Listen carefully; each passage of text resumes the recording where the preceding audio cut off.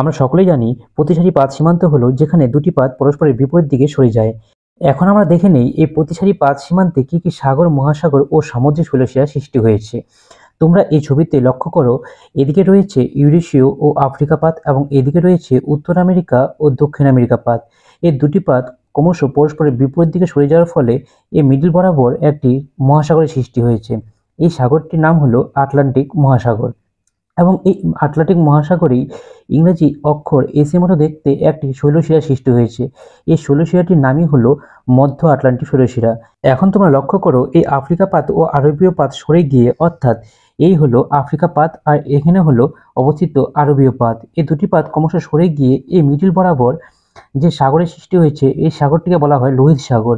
একে আবার red CO বলা হয় এবং এখানেই তৈরি হয়েছে এডেন উপসাগর।